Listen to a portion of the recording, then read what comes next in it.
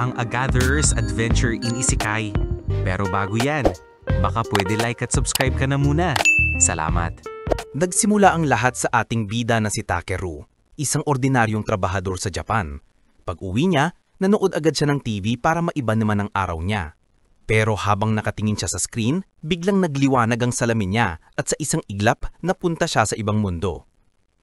Pagmulat niya, may isang lalaking naghain ng tsaa. Nagpakilala ito bilang manager ng solar system ng bagong mundong yon. Pinakita pa niya kay Takeru kung paano gumawa ng mini planet na tinawag niyang Matthews, isang planetang halos imposible tirahan ng kahit anong nilalang. Sabi ng manager, sa oras na makarating doon si Takeru, magkakaroon ng epekto ang presensya niya, parang patak ng tubig na nagbibigay buhay sa planeta.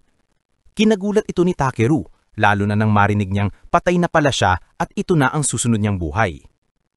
Para tulungan siya, binigyan siya ng manager ng infinite mana, saka tinanong kung gusto pa niya ng ibang powers. Sumagot si Takeru na gusto niya ng cute na partner. Dagdag pa rito, nagkaroon din siya ng search ability, bottomless bag at translation skill para maintindihan ang lokal na wika. Habang nag-uusap sila, nagsimulang maglaho ang katawan ni Takeru, senyales na malapit na siyang ilipat sa bagong mundo. Medyo kinakabahan siya. Piling niya, scam lang lahat ng ito pero wala na siyang magawa, hanggang nawala na nga ang kanyang paningin. Pagmulat niya, nasa gitna na siya ng maliwanag na kagubatan at sa langit, tanaw niya ang napakalaking planetang may singsing. Habang naglalakad, nakakita siya ng nayon pero naalala niyang wala siyang pera. Kaya sinubukan niya agad ang search spell. Sa una ay wala namang nangyari, pero nang isulat niya ito sa lupa ay tsaka na ito nag-activate. Nakahanap siya ng B-rank night grass, pero karamihan ng iba ay E-rank lang. Hanggang sa may nakita siyang maganda pero C-rank na dumi ng halimaw. Tuwang-tuwa siyang nilagay ito sa bag. Pagdating niya sa nayon, sinalubong siya ng bantay na si Captain Marlo. Nagulat sa tangkad niya. Sinabi ni Takeru na gatherer lang siya, kaya inalok siya ni Marlo na pumunta sa general store para ibenta ang mga nakuha niya. Sa loob ng tindahan, tinanong kung pwedeng ibenta ang monster poop. At nagulat ang tindero sa kalidad nito. Inalok siya ni Takeru ng isang gintong barya, sapat para makapagpahinga siya sa isang inn sa nayon. Sabi ng shopkeeper, ang isang gintong barya ay sapat para makapagbayad ng 2 gabi sa inn, 500 raves lang kada gabi. Napanganga si Takeru, hindi makapaniwalang ganun pala kamahal ang monster poop. Agad niyang tinanggap ang deal habang masayang ipinapahid pa ng shopkeeper ang makingkin ng poop sa mukha niya. Tuwang-tuwa sa quality. Tinanong siya kung may iba pa siyang materials, kaya inilabas ni Takeru lahat ng herbs niya. Na-impress ang shopkeeper sa galing niya mangunyata. Curious ito kung bakit nagbebenta siya ng rare items sa maliit na store, kaya sagot ni Takeru, traveling merchant daw kasi siya. Mukhang naniwala naman ng shopkeeper, kaya inanok siya ng trabaho, at ito ay ang hanapin ang Mythil ore sa silangining bundok. Bago siya umalis, binayaran siya ng 360,000 raves. Halos hindi makapaniwala si Takeru sa dami ng pera. Pero binalaan siya ng shopkeeper na delikado ron dahil maraming monsters. Kaya nagpahinga muna si Takeru sa bago lumarga. Habang nasa kwarto, pumasok ang isang empleyado dala ang batya ng mainit na tubig. Sabi niya, pwede itong panglinis ng katawan. Tinanong ni Takeru kung saan pwedeng maligo. Pero paliwanag ng babae, para lang daw ito sa mga noble. At doon lubos niya naging taga. Pwede raw siyang lumapit sa water magician ayon pa sa babae. Kaya nagpaisip siya na subukan na lamang ang sarili niyang magic. Pag alis ng babae, sinubukan niya i-cast ang water spell. Pagbigkas ng clean, biglang bumuhos ang tubig at nalinis ang kanyang katawan. Natuwa si Takeru na malinis na siya, pero bitin siya kasi gusto niya pa rin magbabad sa totoong paliguan. Kinabukasan, bumalik siya sa pangungulekta ng herbs at may nakita siyang spade symbol sa lupa.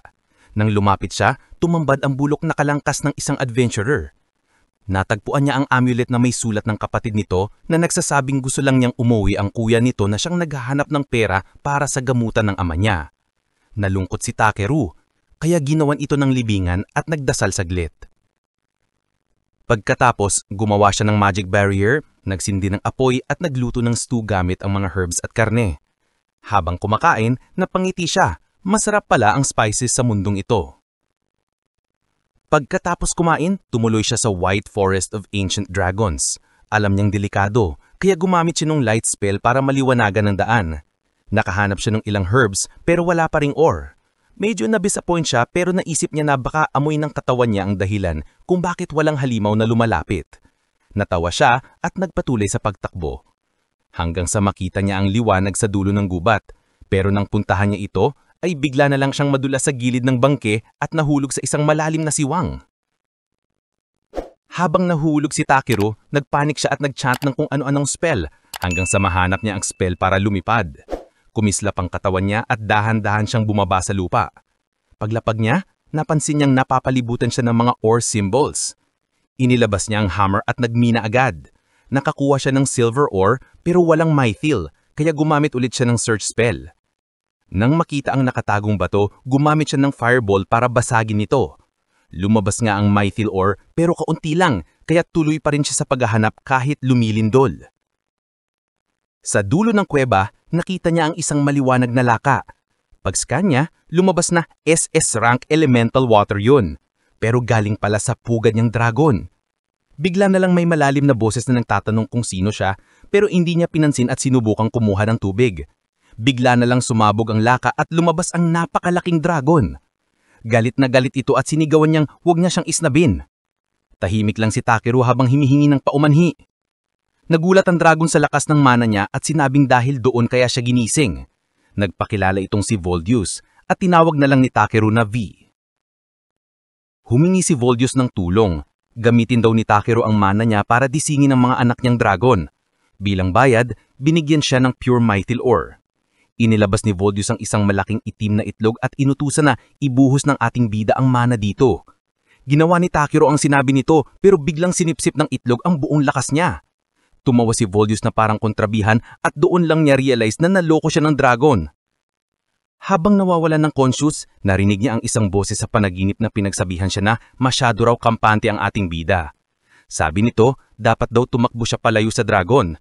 Inamin niya na lalaki na matagal na nang minamanipulate ang Planet Matthews pero sa loob ng 2 araw, nayanig na agad ni Takeru ang buong mundo.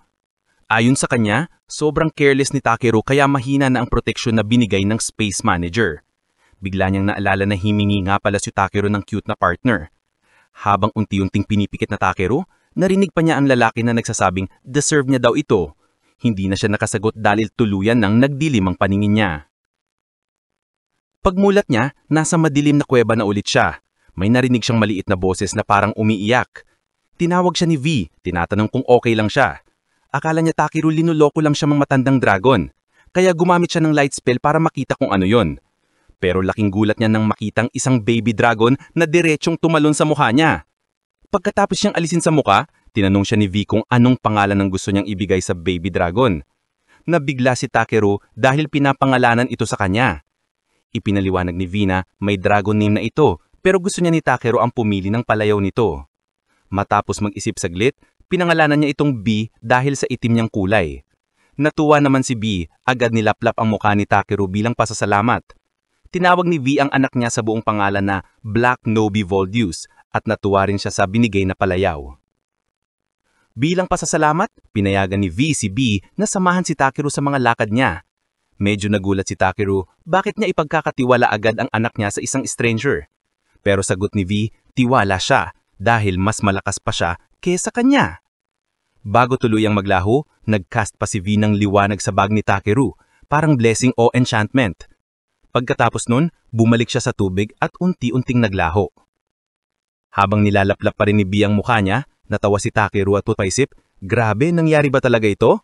Pero dahil ready na siyang magsimula ng panibagong journey, tinanong niya si B kung handa na ito.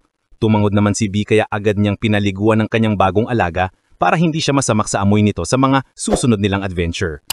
At syempre, like and subscribe ka naman Lods, baka naman.